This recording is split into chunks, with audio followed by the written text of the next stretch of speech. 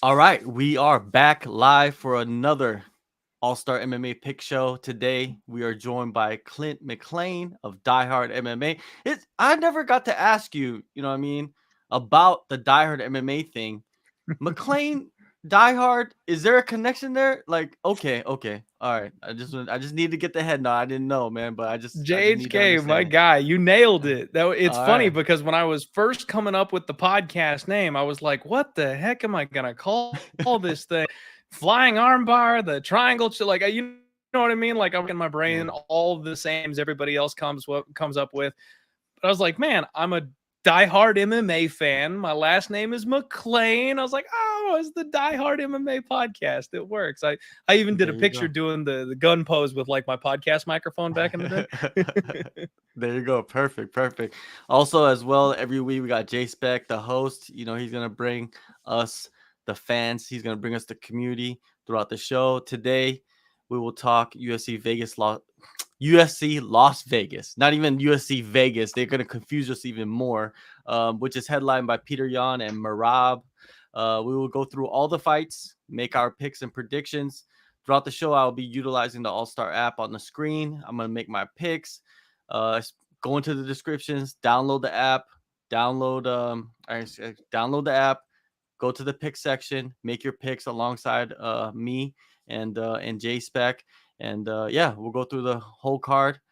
Last week I went 11-3 on my picks. Not a bad week. 54-29 total for the year. JSpec went 9-5 last week. He is 47-36 in his total picks. We're doing pretty good. JSpec's coming back. You know, he started a little slow, but he's coming back I'm and a late working. round guy. Exactly. We're still so early in the year. You know what I mean? It's only March, early March as well. We got a lot of fights, a lot of events coming up. Now let's jump right into this weekend's card. To kick off the event, we have a welterweight clash. So let me put the app on the screen and put it on here. We got Carlton Harris versus Jared Gooden. So Harris is 35 years old. Orthodox fighter, 17-5 record, 2-1 in the UFC. He has wins over Impa Kasanganay and Christian Aguilera, not the singer. Both fighters actually have been cut by the UFC, so I don't know. You could look too deep into those fights. 59% finishing rate, 5 KOs, 5 subs. He has 5 first round finishes, so he's a quick starter. 11 months between fights for that man. Gooden on the flip side, 29 years old, Orthodox fighter, 22-8 record, 1-3 in the UFC. He returns on short notice to the organization, wins over Curtis Milliner, DeMarcus Jackson, 73% finishing rate, 10 KOs, 6 subs. This is a very quick turnaround for him, around 3 weeks. He is the underdog heading into this fight. Clint, what do you got for us? This one's tough, man. They just booked this fight together, and I like Jared Gooden. I'm a big fan of Jared Gooden, just kind of like on a personal level. He's one of those guys that the UFC dropped that I was like, oh, he's got to get back. Like, I really want to see him back. He's got good, solid skills. I think he's a BJJ brown belt, unless he's been recently promoted. I believe that's what he was the last time I researched the fight. Carlton Harris, though, man, he's got those giant mitts on him. He's got that big clubbing power. I'm not entirely sure how technical he is because he just kind of physically overblows people at the beginning of the fight, gets a lot of quick finishes. But Jared Gooden's the kind of guy that's scrappy. You know what I mean? He'll make it a brawl. He'll drag it out. He'll hang in there. He's pretty dang durable. Coming in on short notice against this kind of a guy, that's a tall order, man. But I think that Jared Gooden on a full fight camp would be live. I'm curious what he looks like at weigh-ins because this is going to be a tough cut, you know, on like 3 days short notice coming in to try to get this thing done. I got to go with Carlton Harris. I hate to say it. I don't want to pick against Jared Gooden, and I think there's opportunities where he could potentially win this fight, but the short turnaround against this kind of an opponent where you don't have any prep time, that makes it rough for me to try to go with Gooden. I'm going to have to pick Harris. JSpec, what do you got for us? Well, the fans have spoken loud and clear on our fight poll. Harris getting the go-ahead from the fans, 68% of the vote going to Mr. Harris. Got a comment from Leon. Harris's win over Impa Kasanganay was really entertaining fight, so I'm going with Harris. There you go. You got a couple of opinions right there. JHK pretty much nailed all the good parts there is to say. There's one thing though I want to bring up. A lot of people want to give credit where you have a quality loss. Do we get deductions for not so great quality wins? If so, then Harris has to take a couple deductions there. I am sometimes a sucker for a good story, and a good story is that a lot of guys who get their second time in the UFC do a lot better the second time around. So, with that being said, I'm taking a shot on Gooden. I like him too. So, Clint, I'm with you on that. My pick, Mr. Gooden. The last time we saw a guy come in on short notice returning to the UFC was Modestas Bukauskas, right? And we saw what happened in that fight, but I don't think that's going to happen in this one. I like Harris. I think Harris is well-rounded, and I think he's more skilled than Gooden. Gooden on a full camp will give him a hell of a fight, but the thing is, like last time I saw Gooden, from what I remember, he just kind of like marched forward and just threw haymakers. And I don't know. I can't really trust that. You know what I mean? Maybe he'll land it. I don't know. But I think Harris is going to go in there. I think he's going to try to utilize that ground game against Gooden, especially if he's, coming in on short notice. If he does have a heavy weight cut, his gas tank might not be there. And what's the best way to drain a gas tank is to what? Get in there, clinch with the guy, wrestle with him, grapple with him a little bit, and get him tired. That's what I see in this fight. I'm going to take Harris. I'm going to say submission. Second round. That's the fight. That's the prediction. All right, let's go to the next fight. Flyweight division. This is a banger, man. I don't understand why this is the second fight on the card. I have no idea what they're doing with this one. We got Tyson Nam versus Bruno Silva. Nam, he is ranked 15 in the flyweight division. 39 years young. Orthodox, 21-12-1 record, 3-3 in the UFC. He has wins over Ode Osborne and Jerome Rivera. 62% finishing rate, 12 KOs, 1 sub. 7 months between fights. He is sitting in the underdog position. Bruno Silva, 32 years old, Orthodox fighter, 12-5-2 with a 1-0 contest. 2-2 in the UFC with that 1-0 contest. Wins over JP Baez and Victor Rodriguez. 66% finishing rate, 5 KOs, 3 subs, 22-month layoff for him. Before we get to Clint, I want to play a clip from an interview I did with Tyson Nam. Here we go. I like his style. I mean, he looks like he favors the striking, but I mean, he is a black belt in jiu-jitsu, as well as he trains with Henry Cejudo. So I don't feel like there's a lot of holes. He's good all the way around. I'm excited. Yeah, just judging by both of our styles and what we like to do, how we like to finish fights. I mean, it should be exciting. I'm glad that they put it on early on in the day, get the crowd started early up. I always said that I always do my best work at 125, merely because I do have to train harder. I got to be more on point, precise, and I'm usually always the bigger guy at 125, so that's always a nice thing. That's where I do my best work. Yeah, he likes to throw that right hand. I like to throw that right hand. We can play right hand for right hand because I feel like I like that gamble whenever I'm doing that. Clint, whose right hand lands? Man, if anybody's right hand is going to land, it's going to be Tyson Nam. I made a comparison on my show, Tyson Nam to being this weight class's Francis Ngannou. He's got that rare power for a little guy. You know what I mean? People in this weight class don't normally have that type of starching one punch power. And he's got that. It's kind of carried him his whole career. Like if he lands one shot, he can end the fight. He can steal a whole round by planting you on your butt. I've never been completely sold on Bruno Souza, man. I'll tell you that. He's like discount Henry Cejudo to me. Everything Henry does, he does just not quite as good. And no disrespect meant, but he's just not quite the triple C over there. Same karate style striking, same wrestling. I think he's going to struggle to take Tyson Nam down. I think he's going to have a hard time. Tyson Nam has had really solid takedown defense his entire career. And then if you're going to go, leg kicks and volume striking against Nam, he's going to look for that right hand. I kind of feel an upset here in this one. I'm struggling because Nam's 39 years old, and I think this is a fight that Bruno could absolutely win if he plays his cards right, but he kind of has to play the perfect fight, in my opinion. JSpec? Well, so much good stuff to talk about on this one. First off, representing Hawaii always, me and Tyson. Furthermore, like he talked about power, like Clint mentioned, power like that is rare and a precious commodity, especially at the lower weight classes. Another thing he brought up in JHK's wonderful interview is he kind of proved himself to himself mentally that his surgically repaired knee was ready to go, ready for action, and now he's full confident, ready for all of this. The fans, very interesting, dead even, y'all, 50-50 for both fighters. So the fans split up. I guess looking for a banger. That's the way people feel. I'm gonna read a comment from Andrew, and before I do, just a reminder: follow right there on Twitter. You can be part of these fight polls and get your comment right here. So Andrew says Tyson Nam is very low volume, which is why he doesn't win decisions. It's KO or bust for him. Silva is more well-rounded, and I think he'll get it done by decision.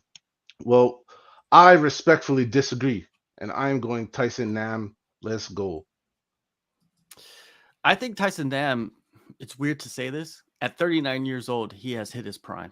I know, it sounds fucking crazy, but I think he has hit his prime at 39 years old. He has made the changes that he's needed to make over the years. Coming back from that injury, he's never had a major injury, and I think that changed his outlook on fighting. And also another big thing is he's formed his camp around himself. Rather than him going to a team, he's focused around himself. He has the coaches that he needs, the training partners that he needs. I'm going to go with Tyson Nam. I think he has the cardio. I think he has the skills to fend off the wrestling. And I'm going to go with Tyson Nam by knockout. I think this one is also going to the second round. All right, let's go to the next fight in the bantamweight division. Tony Gravely versus Victor Henry. This is also a sick matchup.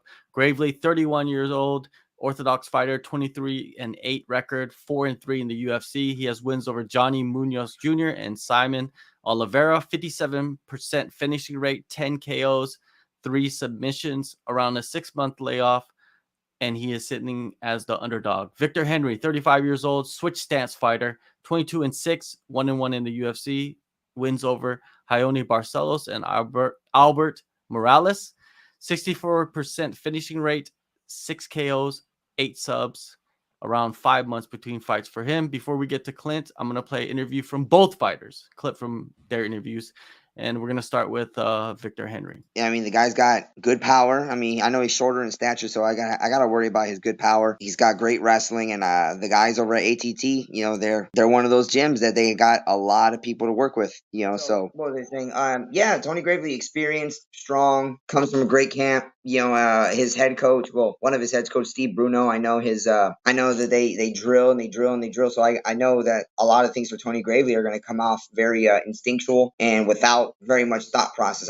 He's not going to sit there and he's not going to think too much. He's going to go out there and he's going to operate like a well-tuned machine. So I gotta make sure my cardio is good. I gotta make sure my strength is good. I gotta make sure it's all good. At this level, of course, everybody's not the same, but everybody's good at everything. I gotta be ready for it all.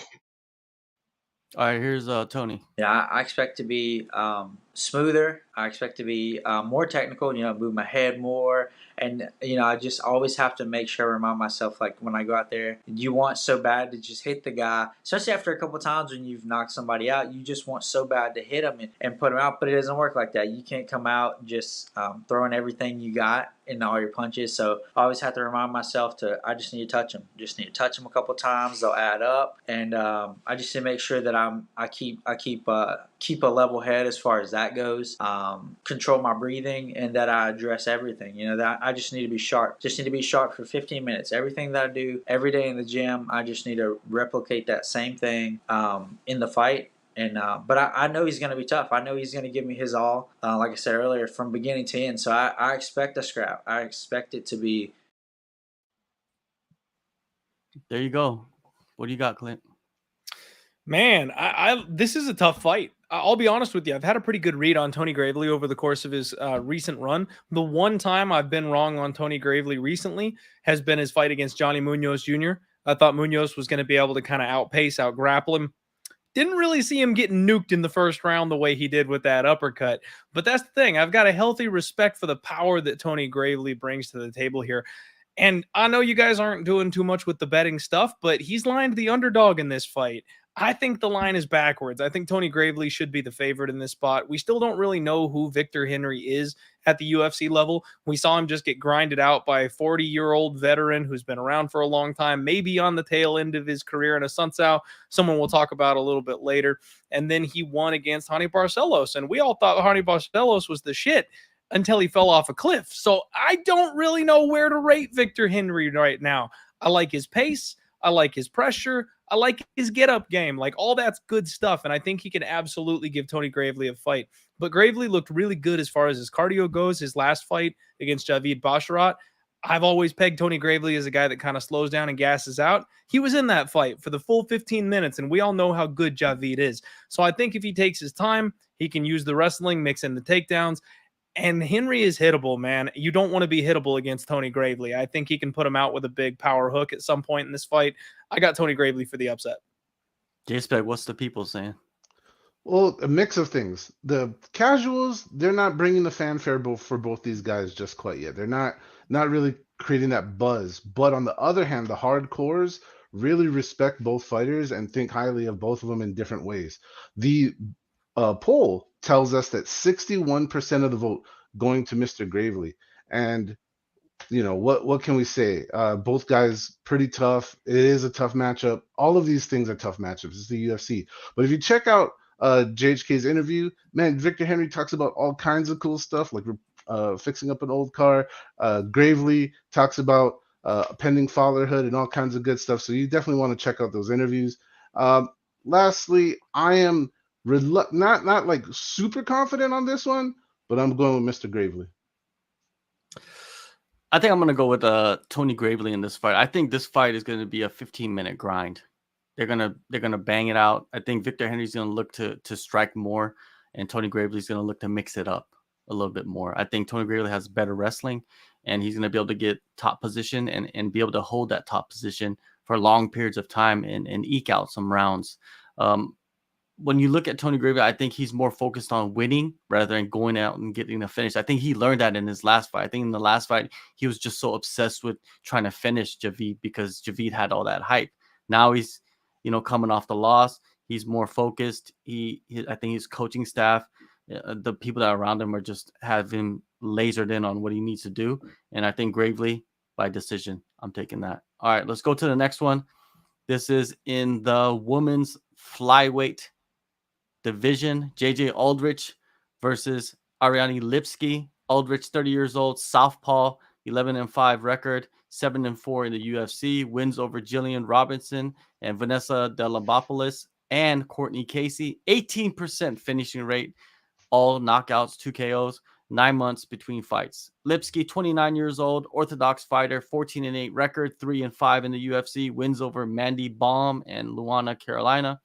64% finishing rate, 6 KOs, 3 subs, around 7 months between fights for her, and she sits as the underdog. Clint, who do you got between these ladies?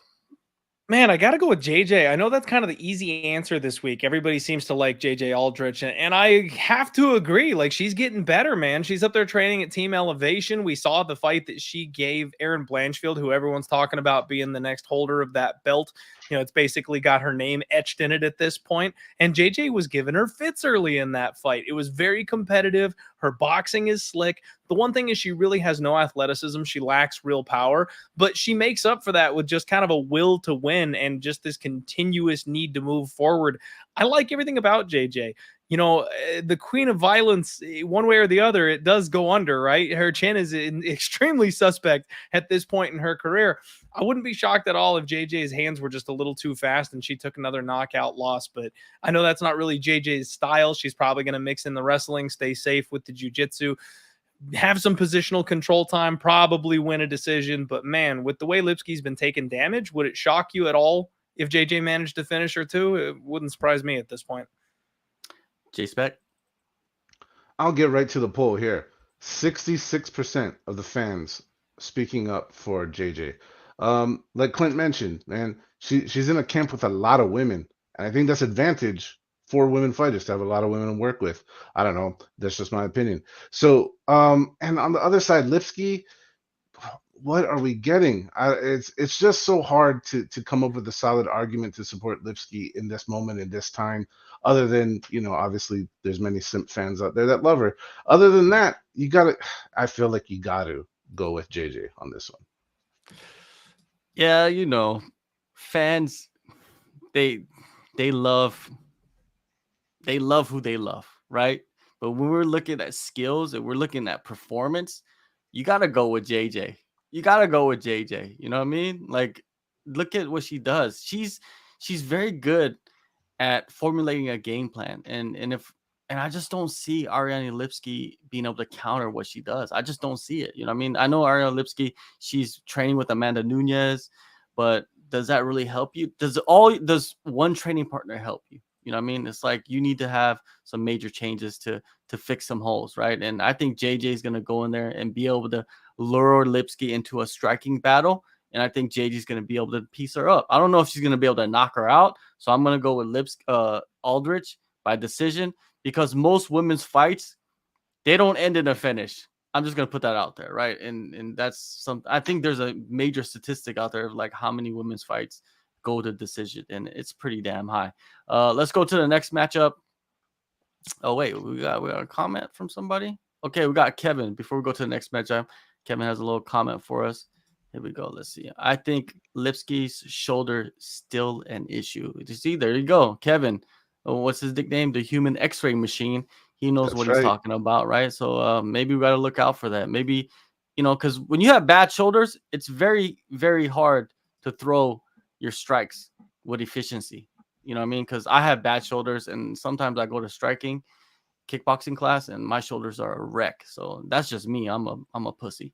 All right, let's go to the next fight in the bantamweight division. Another great bantamweight fight. There's a lot of great bantamweight fights on this card, right? And this is just another one. Mario Batista versus Guido Canetti. Batista, 29 years old, switch stance fighter, 11-2 record, 5-2 in the UFC, sitting on a 3-fight win streak. Wins over Miles Johns and Brian Kelleher. 73% finishing rate, 3 KOs, 5 subs, 4 first-round finishes. He is on a 4-month turnaround. Canetti, 43 years young. He's the same age as me, man. He's still fighting. That's incredible, man, at that level. Southpaw, 10-6 record, 4-5 in the UFC. 2-fight win streak for him. Wins over Randy Costa and Chris Montinho. 80% finishing rate, 4 KOs, 4 subs, 5 first-round finishes, 5 months between fights for him, and he is sitting as the underdog. Before we get into this breakdown of Clint's, I'm going to play a clip from Batista's interview that I did. Here we go. He's pretty technical, like especially in his stand-up with his kicks. He throws heavy kicks. Everything else tends to slow down with him, but I think those kicks, he keeps them pretty consistent throughout the fight. I think like a little bit more speed for me. I'm definitely strong enough to keep up with him. I just want to be the faster one. If we go into the second and third rounds, I just want to be the faster one and use that to my advantage. I think that would stop the storm that I think Canetti's going to try to bring. So, I think if I bring it down to the mat, I think I could find a submission, but at the very least, it's going to get him really tired. If he makes it into the second and third, I don't think it's going to be too good for him, especially after a few minutes of grappling. I think at first he's going to be strong. Everyone's pretty tough at first, whether it doesn't matter about your skill level. But I think once you start getting tired, that's where the skill starts to come out more and the connections. And I think I have a lot more connections in jiu-jitsu, especially the ground game, than he does. Clint, Canetti, Batista, who you got? Man, it's got to be Batista, right? Guido Canetti's basically on borrowed time at this point. He wasn't supposed to win his last 2 fights and somehow managed to. The guy's 43 years old. He's out here looking like the Liver King. Like I wish I had as good of a body as Guido Canetti, and I'm almost 10 years younger than he is. So like, you got to respect the guy for what he's done. You got to respect him for competing at this level. But he's a round 1 banger, and he always has been. Now he's on the wrong side of the age discrepancy, taking on a guy that's headed for the top 10. This is clearly not a Guido Canetti spot, in my opinion, and I think it's going to be over early. I like that submission round 1 call. JSpec. All right, I'm going to share a comment first from Andrew. Guido was supposed to be the sacrificial lamb for 2 straight fights, and he said he wasn't with it. This is yet another attempt to boost a fighter using Guido's name. No tape needed for this fight. If Mario doesn't win, Guido is going to become the Grim Reaper. It's funny. So the poll, not mincing feelings here, 83% of the fans coming in nice and strong for Mr. Batista. What can you say? You know, Canetti is at that point where you would question any fighter, right? After 42, it gets real sketchy for people who are successful after that in men's MMA. But on the other hand, he's proven the bookies wrong, and if he does it 3 times in a row, I don't know. There's going to be phone calls made, I'm sure, between so people be losing their jobs. Another thing that you can find in that wonderful interview that JHK did with Mario is apparently these two dudes were supposed to fight each other in 2021, and so basically he's trained for the same guy twice, but now he has the advantage of fighting that guy when that guy's much older. So winning, right? I think that's a winning combination for Mario, and that's why he's my pick. Sicko Sports Podcast. He's picking Batista by stars. That's a pretty damn good prediction. When you look at Batista, his last loss was against Trevin Jones, and we see where Trevin Jones is right now, right? That was, to me, a fluke, right? Could you put that label on that fight, a fluke? Because Batista, he's pretty sound everywhere, man, and I love his skill set. He has good cardio and that ground game. That ground game is going to come into effect here. I think what is going to happen in this fight, Canetti's going to go in there with the storm. He's going to be wild. He's going to throw the kicks. He's going to fly in with these switch kicks and flying knees or whatever he throws. And he's going to end up falling to the floor. And what Mario's going to do, he's going to jump on his back like he does. And I bet you he's been practicing that. And you remember what Alexa Grasso did? I can see that happening to Canetti. And I'm going to go with what Clint was saying. Yeah, I'm going to go with what Clint was saying. I'm going to go with Batista submission first round. I think it's going to be over quick, this fight, man. But it's going to be a wild one while it lasts. Let's go to the next fight. The next fight coming up is in the middleweight division between Sadiquez Dumas versus Josh Frem. Dumas, 27 years old, orthodox, 7-0 record, undefeated, making his UFC debut. The last time we saw him was on the Contender Series. He won that fight, first round submission in August, 86% finishing rate, 4 KOs, 2 subs, 4 first round finishes. He has around 7 months between fights. Frem, 29 years old, orthodox fighter, 9-4 record, 0-2 in the UFC, coming in on short notice.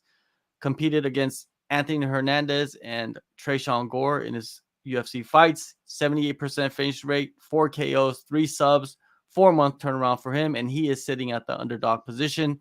Before we get to Clint, I will play a clip from his interview from earlier this week. I mean, stylistic matchup, it's a fun one. He's very similar to me, and we both are explosive, fast, quote-unquote strikers who are going to go out there and we're going to let our hands go. I truly believe that I am a better boxer. I'm a better kickboxer. I feel like I'm better on the ground. I'm a better wrestler.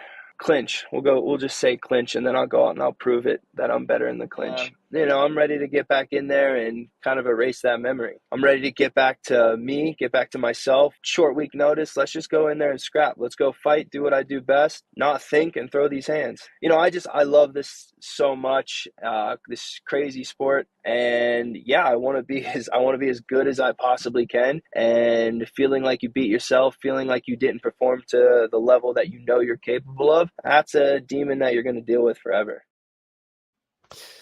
Do you think that's the right mentality to go into a fight against Dumas, is to just go in there and throw hands?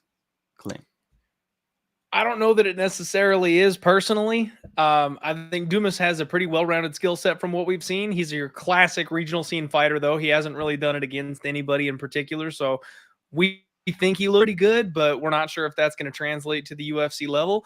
Personally, I do. I think he's one of these freak of nature type of fighters. He's got that tall, lanky, long build, and he's got that raw, pure athleticism where he's like lanky and fast, but he also hits hard, and he's got a tight squeeze on him. He's got decent wrestling, good gas tank. Like, I think he's a good prospect, man. And Frem has shown that he kind of can't get out of his own way. Like even when he's in the driver's seat in a fight, he makes that crucial mistake. He gives up opportunities. He leaves his neck hanging out there every time he shoots a takedown. He's got poor takedown defense. He throws his hands from down here. Like, he's hittable. You can take him down. He leaves his neck out. These are all things that are going to give fighters that are on the right trajectory a chance to win and finish a fight. So I expect this to be a fight. I think Frem is going to show up and he's going to prove himself, a worthy opponent. At the end of the day, I think Dumas is going to find his way to a finish, whether it's that neck, whether it's connecting with one of those shots, because Frem just isn't overly defensive.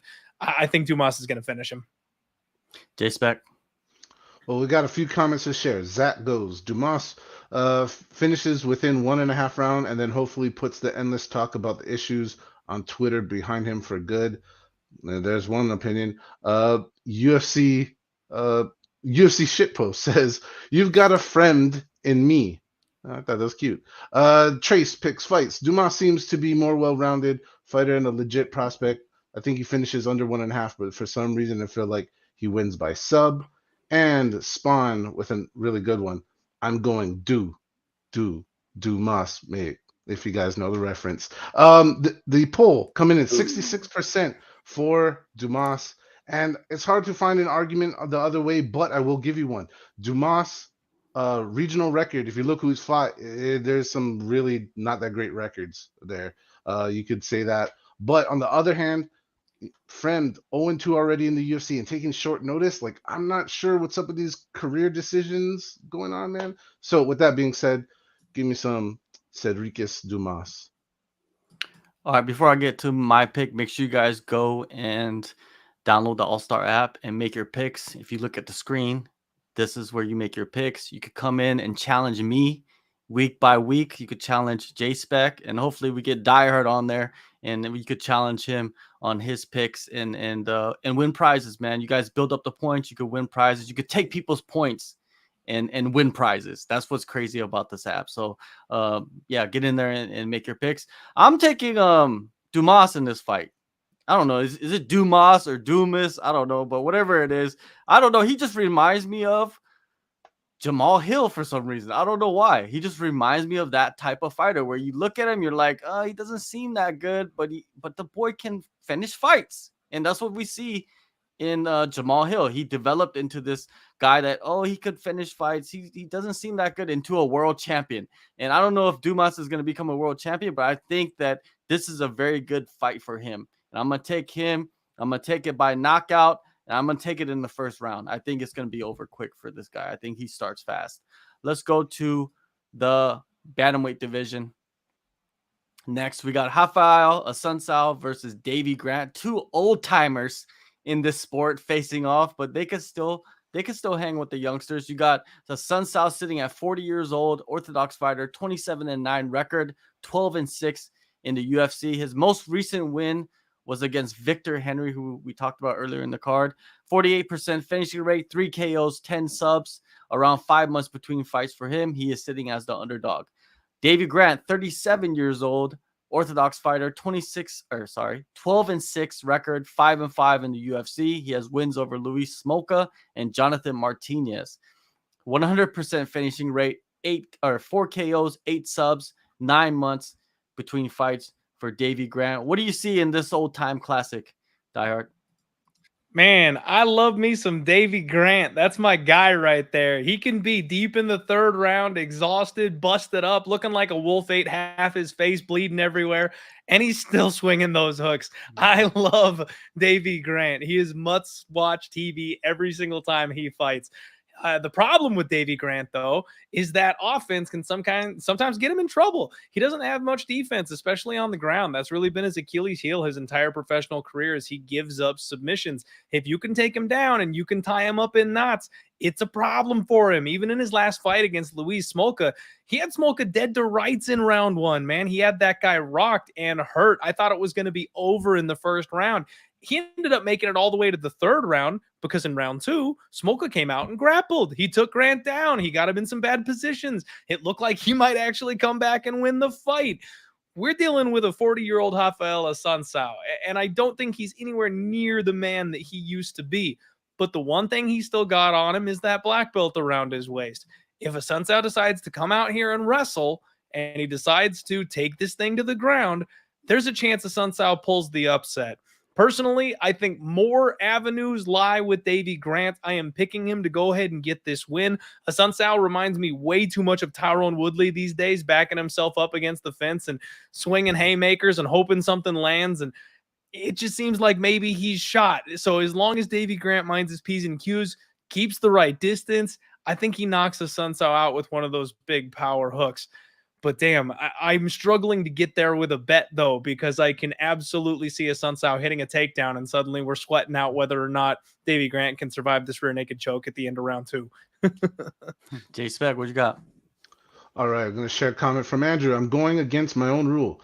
I'm going with the older vet. I think this experience will be enough. Davey is going to have to knock out a Sunsao, and I just don't see it.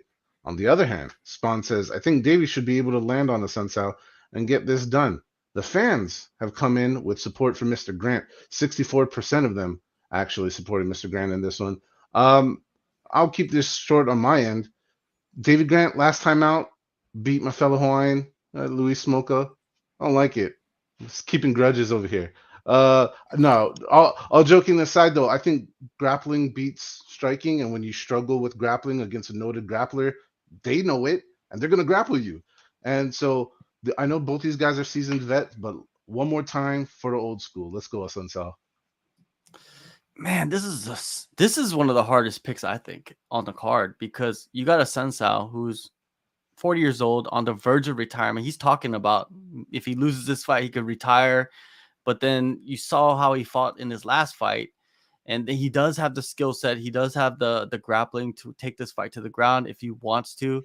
But do you feel like maybe he's just out there to maybe go out in a blaze of glory and get a knockout, a highlight reel finish, and then retire? And then that could get him in trouble with Davey Grant, because that's the wrong person to go out there and throw haymakers with, trade haymakers with, is Davey Grant, because that's what he wants to do. He wants you to throw haymakers at him so he could throw his haymakers. So it's just hard to make a pick, but I'm just going to go with the pick where I feel like what I want to see is I want to see Davey Grant win by knockout. That's what I want to see. And I think it's not going to happen in the first round. I think maybe the first round is going to be a Sunsao wrestling and maybe clinching with Davey Grant and Davey Grant surviving. And then he gets in the second, and I think third round knockout. I'm going to go with that, third round knockout. But don't bet on this fight. Don't bet on this fight and take my advice. Just remember that. Just remember that. Now, heavyweights are up next. We got Lucas Bresky, aka Luca Brasi. That's, if I can't pronounce the name, I'm just gonna pick just a nickname for you. Versus Carl Williams. Luca Brasi, 30 years old, orthodox, 8-2-1 record, 0-1 in the UFC. He debuted against Martin Boudet and lost by split decision. He had an odd contender series fight where he had the rear naked choke. The referee stopped the fight. They reviewed the fight and overturned the result to a no contest, which is very, very weird. It never happens, but it just happened on that card for some reason. And we never seen replay again in Las Vegas for some reason. I don't understand what the commission's doing. Anyways, 7 months between fights for him. He's the underdog in this fight. Carl Williams, 33 years old, orthodox, 7-1 record, UFC debut. He's a contender series winner. He won a unanimous decision last September. 43% finishing rate, 3 KOs.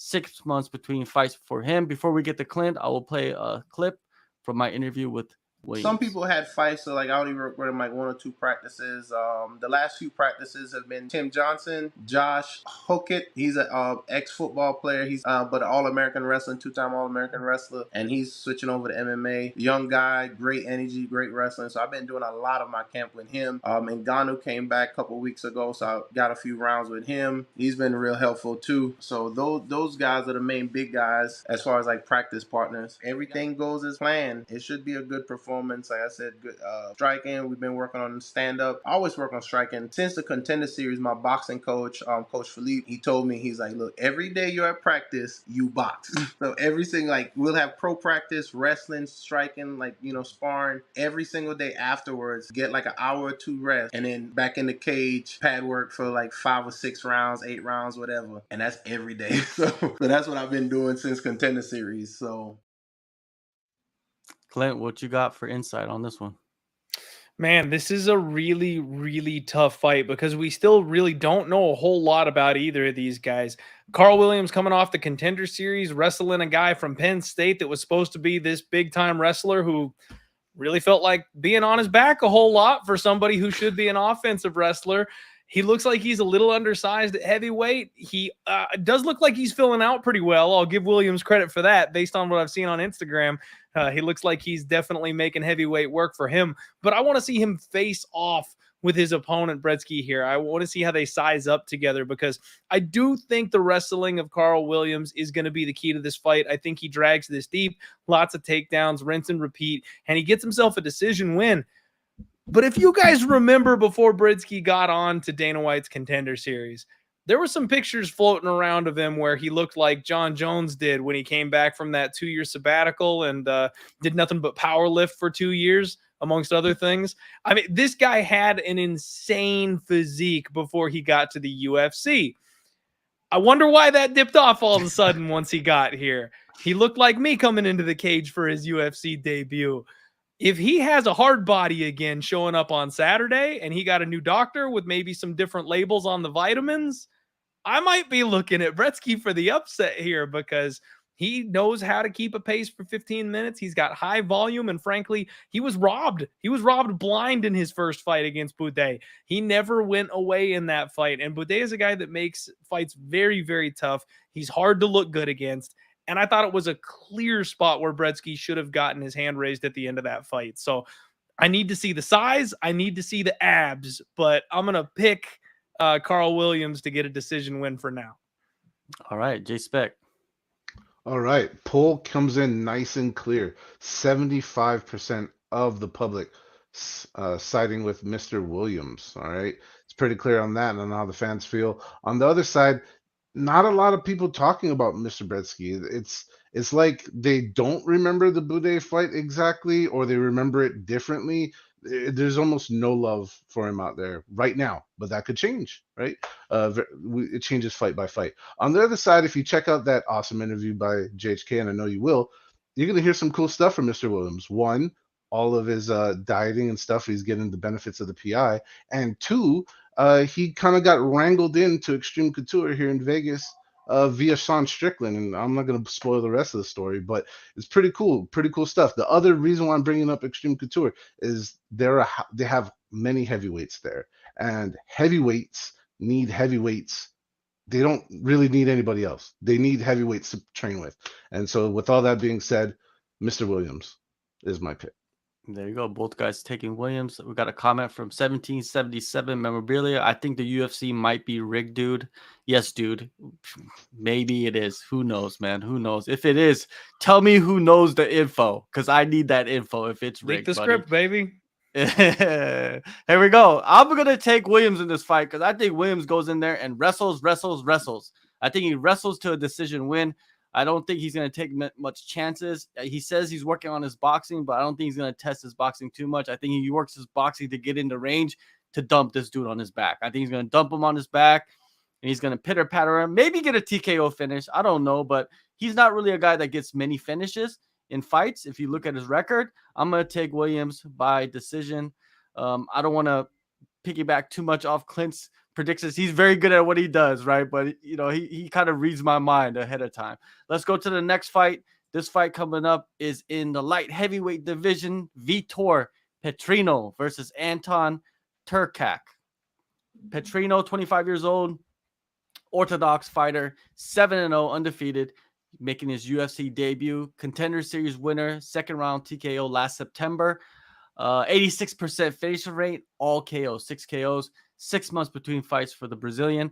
Anton, 26 years old, Orthodox fighter, 8-1 record, 0-1 in the UFC. Lost his debut in September to Jailton Almeida, first round rear naked choke. Contender Series winner, United States last July. So he's been pretty busy.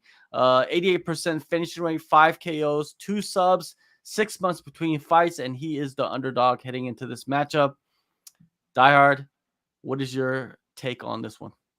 So first off, I just got to correct you. It's Turecki, actually. That gave me a huge I couldn't figure out how you get Turecki out of the way he spells that last name, but I follow the GOAT himself, John Anik, on the pronunciations.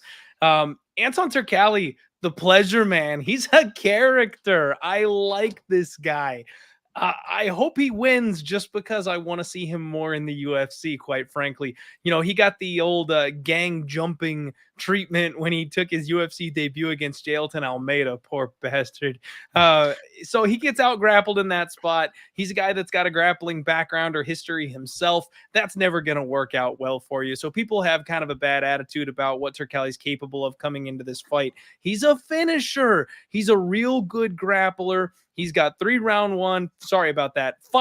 one, finishes already on the regional scene. Like, this should be a guy that we're more excited about. His opponent, though, Victor Petrino, is the new hotness, right? He's 7-0, undefeated, young Brazilian stud coming in off the Contender Series. It's that guessing game of who's real coming into this one. Which guy do we really think is going to be something here in the UFC? Petrino is a kid that I expect to be improving. He's got crazy fast twitch muscle, big knockout power. But if Turecki takes him down, I don't know what it looks like over 15 minutes. I'm not sure how good his get-up game is. I don't know how long his gas tank will last. So I'm tentatively picking Petrino to at some point land a big shot and just be the guy with more power, be the guy that can clip his opponent and get out of there with an impressive win, because that's all he's ever done. But I just got the hairs on the back of my neck don't like that pick. For some reason, like, I'm a bettor. I'm a gambler. I'm not putting my money anywhere near this fight. For some reason, I've got a feeling Turecki's going to come down, take him down, and it's going to be Turecki's world. It's going to be all pleasure man on Saturday. The analysis, the brain is telling me one way, and that's Petrino, so I'm going to use him as my pick. But stay away from this one betting. JSpec, what do you got? Well, first I want to thank Clint for bringing up Turecki, so I'm not just murdering this guy's name for the next 2 minutes. Fans have spoken. Trace says, I have to go with the better striker in this matchup. If you think he's able to be held down for the entire fight, I understand your pick for Anton. But his liability on the feet and instant fade for me on the Contender Series. I like Petrino to make the statement here. Falling Down says, fight goes the distance, LOL. Why not sprinkle? And Gonzalo says, skipping that. The fans poll 50-50. This is weird. I've never had two 50-50s in a week. So another fight where people are split and divided on this one. And a thing that Clint said that's really true is there's no heartbeat. There's no heartbeat for the fans for Mr. Turecki. They're not bumping right now. It's not what's happening. On the other side, Vitor looking like a second dose of the Vitor we all know and love originally. This guy bangs. He's strong. He looks the part. He moves. He's fast. Like, he's the guy we want. That's the kind of guy we want to see, and that's the guy that's already generating a buzz amongst fans, generating a buzz for me. Let's go, Vitor. When you look at this fight, man, when you look at Vitor, like, his record is kind of suspect until his UAE Warriors fight, which was before his Contender Series fight. And I think, like, he showed, like, what he's really capable of in those fights. And I'm going to take Vitor in this fight, man. Like you said, he looks like the second coming of TRT. Vitor, the dude he's jacked. The pleasure man's jacked as well, but I think he's going to try to live up to his name too much in this fight, and he's going to get caught. I'm going to take Petrino by KO in the first round. All right, let's go to the next matchup. A bantamweight matchup between two guys that should be ranked, but they're not ranked for some reason. But we get a great fight anyways. Said Nurmagomedov versus Jonathan Martinez. Said, 30 years old, Orthodox fighter, 17-2 record, 6-1 in the UFC on a 4-fight win streak. Wins over Said Jakob, Cody Stamen, and Ricardo Ramos. 53% finishing rate, 4 KOs, 5 subs, 7 first-round finishes, 3-month turnaround for him. On the flip side, we got Jonathan Martinez, 28 years old, southpaw, 17-4 record, 8-3 in the UFC on a 4-fight win streak. Wins over Cub Swanson, Thomas Almeida, and Vince Morales. 59% finishing rate, 8 KOs, 2 subs, and he is the underdog. Diehard, what do you got for us for this one? This is another really tough fight to call, man. We've had it's crazy. The last couple of weeks, we've had these really big, like, betting line favorites, And you can make an argument for them and understand why they're these massive favorites. This week, it's the same thing. We've got these massive betting line favorites. And I don't like it. It feels like the lines are way too wide right now. I honestly feel like Jonathan Martinez is being disrespected with Said Nurmagomedov being a minus 265 favorite over him. I'm picking Said Nurmagomedov to win. I am. I think he's slicker from the outside. He manages the reach and range just a little bit better. He's got that grappling in his back pocket. If he needs to level change and get this thing to the ground and ride out on top, score some time, I think he can do that. But J-Mart, this guy's got nasty leg kicks. He also manages range really well. He's a southpaw. That body kick opportunity is going to be there for him, and that's one of his best weapons. You know, when you get in close, I think J-Mart's got a boxing advantage, and that's something that a lot of people aren't talking about. If he closes the range and becomes a boxer instead of a kicker, which he normally is, all of a sudden this gets real interesting. If he tries to make this not a kickboxing fight and more of a boxing match in the pocket, suddenly I think he's got the advantage, and that might be something Said doesn't see coming. I think this is close, guys. I'm going to pick Said Nurmagomedov to go ahead and get this win. I think it's going to be close. It could be a split decision. I don't want to disrespect Jonathan Martinez, but I will pick Said. JSpec. All right, the fans say Nurmagomedov by 73% of the votes. That's not close, but this fight will probably be much closer than this opinion, in my opinion, at least. One of the things gathered from watching Jonathan Martinez interviews is that he's a man of hard work and sacrifice. So if you are going with an underdog, he might be the guy. I mean, he separates himself from his family to do his training camp separately so he can stay on task for the whole dang thing that he's doing, which I respect. But respect's just not enough, and the Nurmagomedov brand is real. I'm going Nurmagomedov is my pick. All right. Before we get to my pick, we got Turk 301. You guys are killing the game. We're trying to kill the game, so to say. Let's get to my pick. I'm going to go with before I go with my pick, I'm going to explain Jonathan Martinez. He's a great stand-up fighter, right? A southpaw. He's got great boxing, like Diehard said, as well as the kicks to the inside thigh, the calf kicks. They're just money all the time. But the thing is, I think Syed, he's going to do a better job of when Martinez gets too close, he's going to be able to clinch with him and kind of like push him against the cage. And I see a lot of that happening in this fight. I don't think he's going to sit there and take leg kicks like Cub Swanson did. I don't know what Cub Swanson was thinking in that last fight. He's just like, oh, I'm tough enough to take the onslaught. I'm going to take Said. I think Said grounds out a decision in this fight, and it's going to be a lot of clinching and maybe even try to take Jonathan Martinez down if he can. Let's move on to the next fight. Featherweight division. Ricardo Ramos versus Austin Lingo. Ramos, 27 years old, orthodox, 16-4 record, 7-3 in the UFC, wins over Danny Chavez and Bill Algeo. 69% finishing rate, 4 KOs, 7 subs, 5 first-round finishes, 9 months between fights for Ramos. On the other side, we got Lingo, 28 years old, orthodox fighter, 9-1 record, 2-1 in the UFC on a 2-fight win streak, wins over Luis Saldana and Jacob Kilburn. 56% finishing rate, 3 KOs, 2 subs, but 20 months away from competition. He is the underdog in this fight. Clint, what do you got in this featherweight matchup? Man, this is another one that's a sketched out gigantic favorite. Ricardo Ramos, I think, is better than Austin Lingo everywhere. Absolutely everywhere. There's one thing that Austin Lingo has that Ricardo Ramos does not, and that's a chin. This man is durable as all hell, and he refuses to quit. He will take a beating and go full Homer Simpson on you, turn it around, march forward, and punch you in the mouth. You have got to kill Austin Lingo in order to be done with him, and frankly, that's really hard to do. Ricardo Ramos, he's more technical. He's taller. He's longer. He's got better BJJ. I think he probably can do real well with like the riding the body lock, trip takedowns, climb his way to the back of Austin Lingo. I think there's a lot of ways that Ricardo Ramos comes out and finishes this fight. But frankly, if he doesn't get it done in that first round, again, I apologize, guys. I'm a gambler. I always look at this thing through the betting lens. I'm going to be looking for Austin Lingo as a live bet, because if Ramos does not kill him immediately, and it looks like he's got an opportunity to punch his way back into this thing, he will. And we've seen what happens when Ricardo Ramos gets clipped on the chin. He's not very durable. Anytime he loses, it's generally by finish. 2 times he's been knocked out in the first round.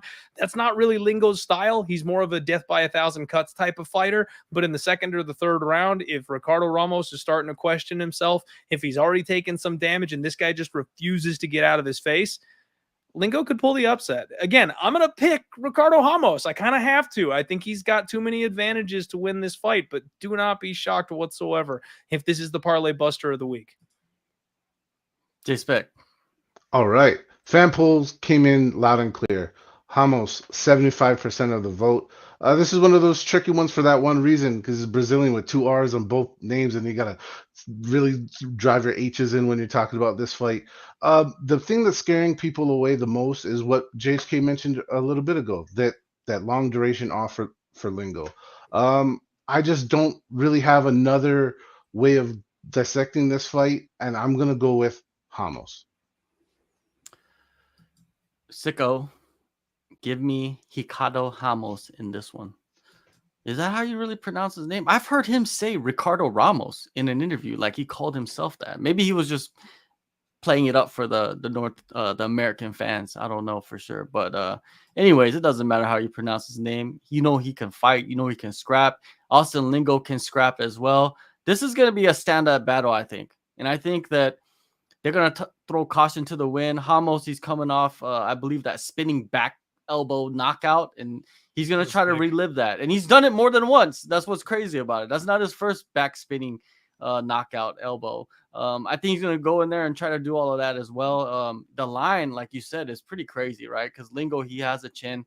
I think Lingo sits back and waits for him to throw the wild, strikes, and I think Lingo gets the upset in this one. I'm going to take the underdog, a big underdog in this. I think Lingo gets the KO. I'm going to say round 2, but don't bet on it. Don't bet on that one. I'm just telling you right now. All right, now we got a light heavyweight. That's going to be a juicy number. Well, like you said, live betting is always something that's recommended. Light heavyweight matchup that was supposed to happen weeks ago is happening now. Krylov versus Spann. Nikita Krylov. He is number 6 in the rankings. 30 years old, Orthodox fighter, 29-9 record, 10-7 in the UFC on a 2-fight win streak. Wins over Volkan Ozdemir, Alex Gustafsson, and Johnny Walker. 93% finishing rate, 12 KOs, 15 subs, 10 first-round finishes, 5 months between fights for him. On the other side, we got Ryan Spann, 8 in the rankings, 31 years old, Orthodox, 21-7 record, 7-2 in the UFC, 2-fight win streak, wins over Dominic Reyes, Ion Kutalaba, and Misha Serkonov. 86% finishing rate, 6 KOs, 12 subs, 15 first-round finishes for him, 4-month turnaround. He is the underdog in this fight. Diehard, this is an interesting one because it's been rescheduled weeks after. What do you see? Yeah, I mean, we've all talked about this one a lot, and frankly, my breakdown doesn't change a whole lot on this one, but there is some added question, right? Like, these guys are turning around. One of them was supposedly sick just a couple weeks ago. How's he feeling now? We got 10 extra pounds on both these boys. It's a catch weight now, so nobody's cutting. Who does that favor? It's 3 rounds now instead of 5. Does that matter? Like, there's so many things that make this fight a little bit different, but at the end of the day, I didn't think this fight was going past 2 rounds anyway, John. I think this is going to be a quick finish one way or the other. We have seen Spann wobbled by Anthony Smith on the feet, which frankly, guys, if you don't know, that is not a good thing because Smith doesn't wobble anybody on the feet. I have major questions about Ryan Spann's durability. He might be a glass cannon, but is he a cannon?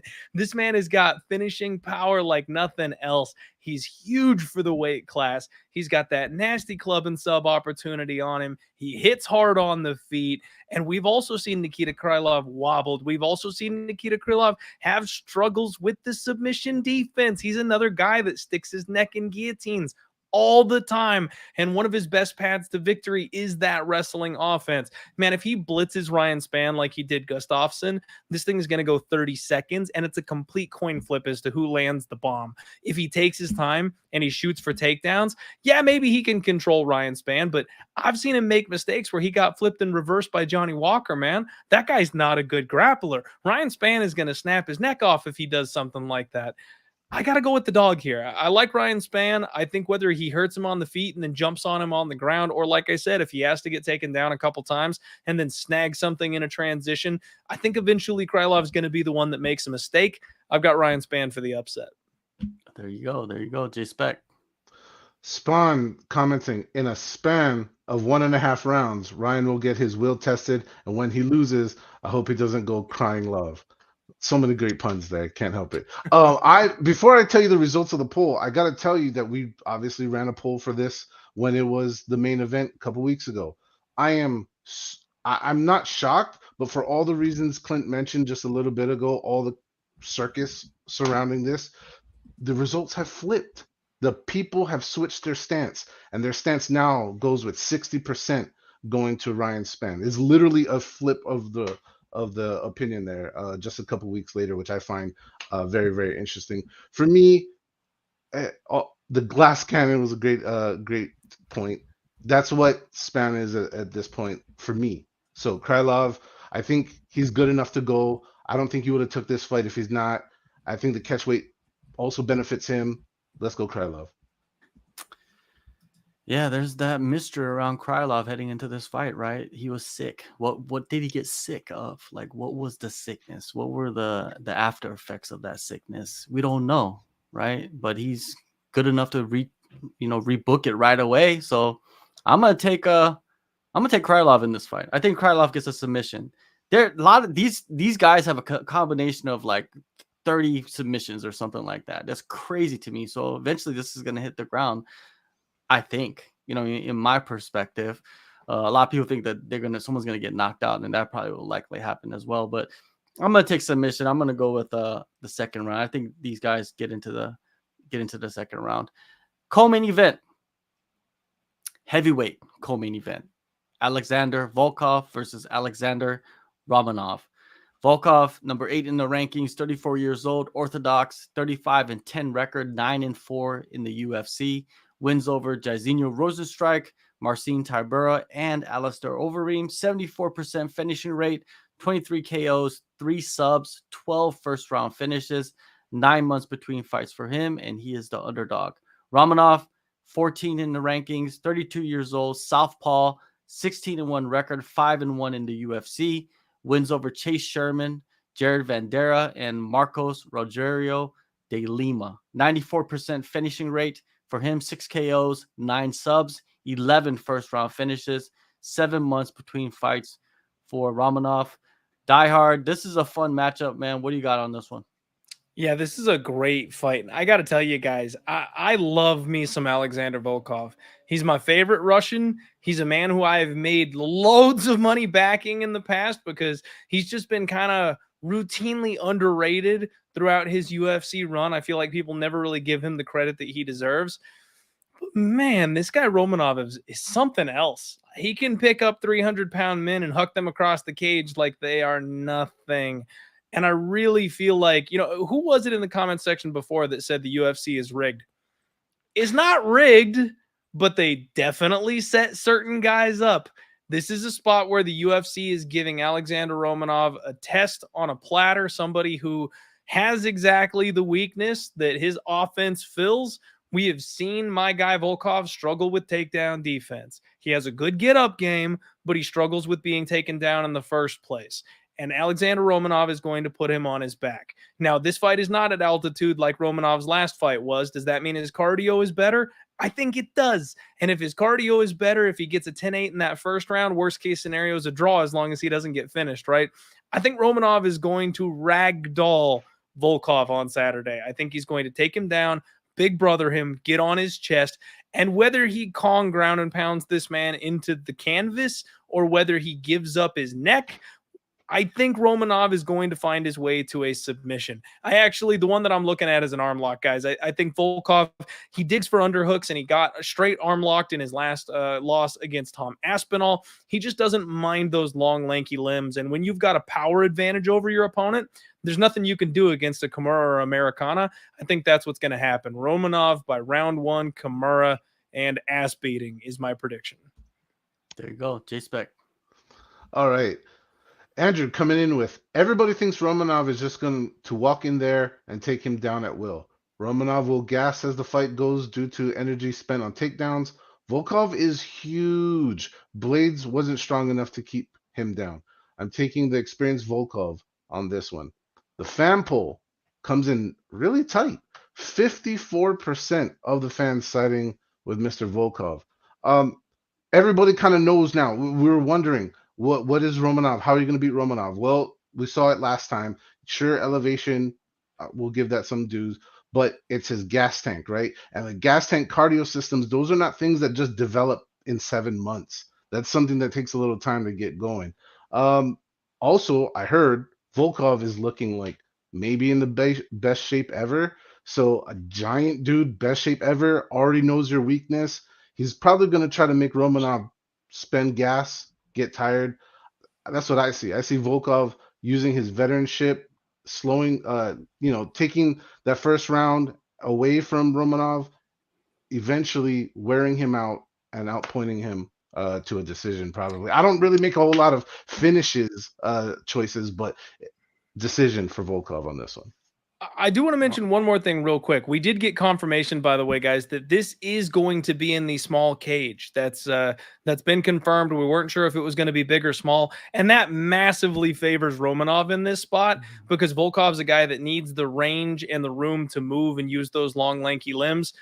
Sorry, just one more point that I forgot to mention, but I think it's a big factor as far as who gets their hand raised in this fight. If it's big cage, big advantage Volkov.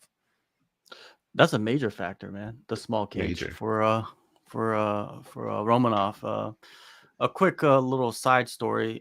I was in Phuket last year, and I was like on my motorbike, and I pulled out like this side street, and all of a sudden, this big ass man on the spaceship of a motorcycle just drives by, laughing and cackling like a schoolgirl, right? When they made a little interesting joke, and guess who it was?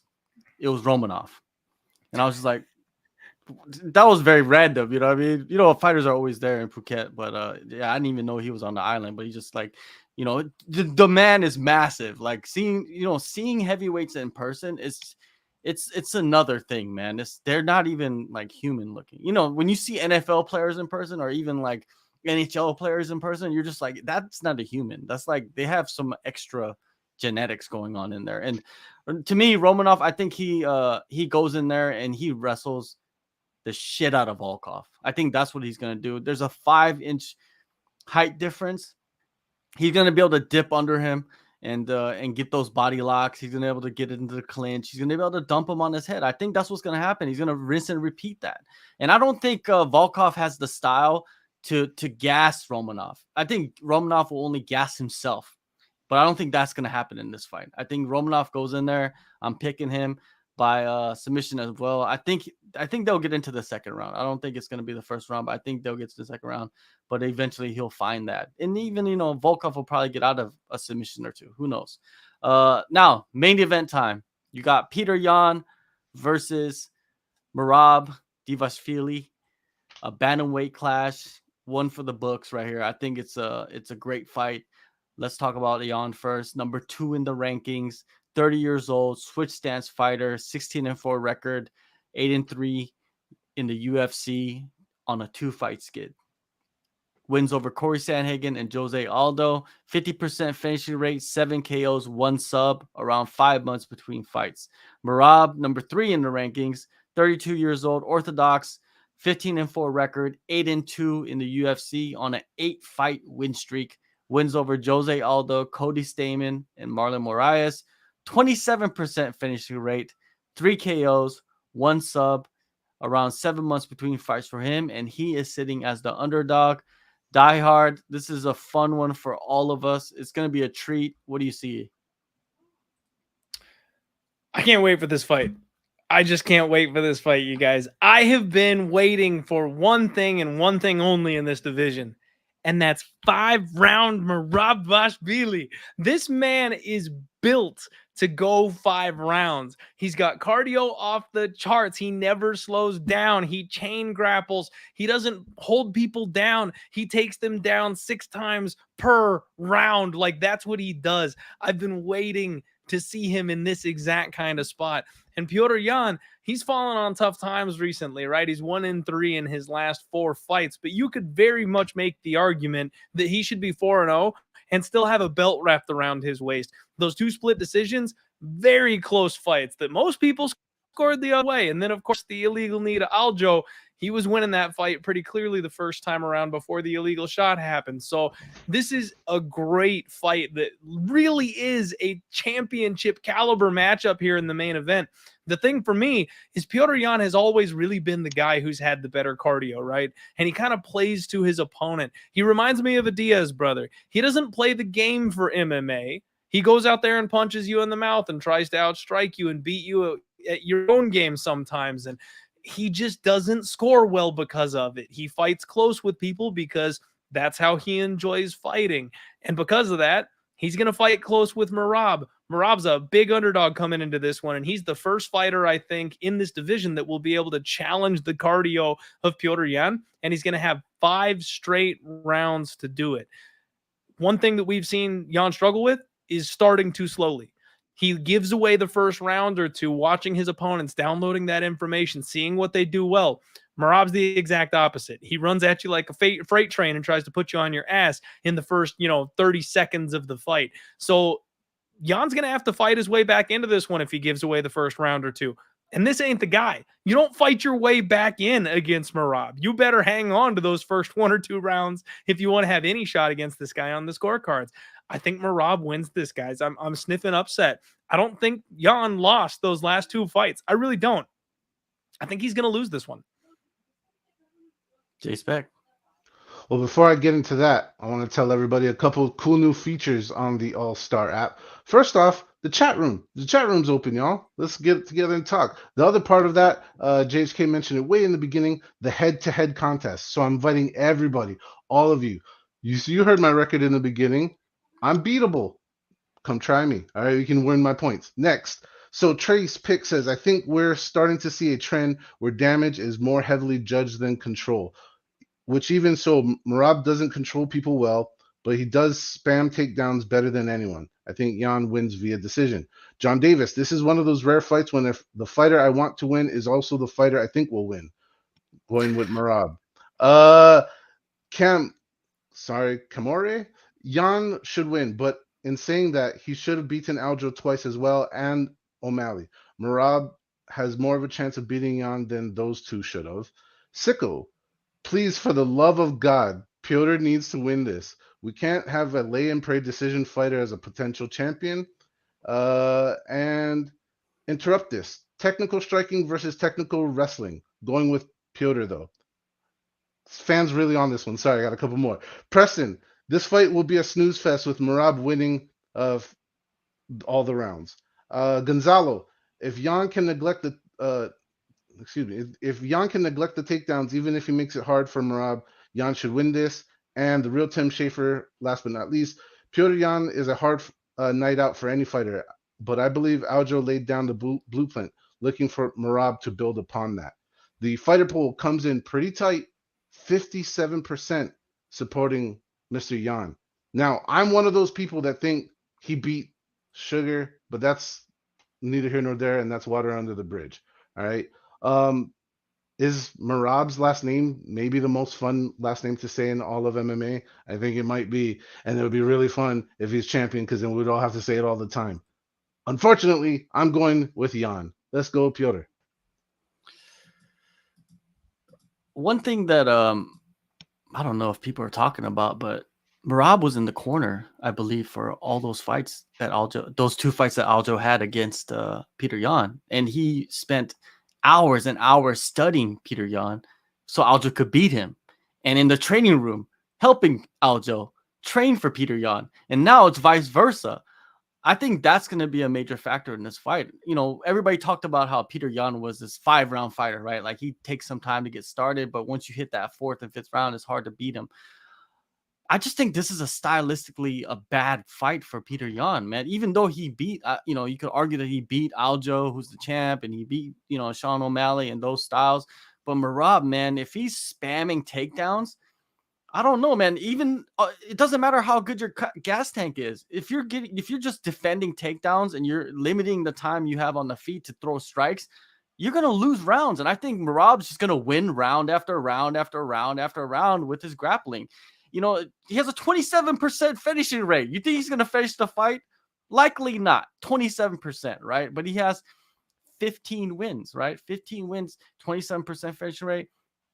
I'm going with Merab, man. I think Merab gets the decision win this one. I think he comes out.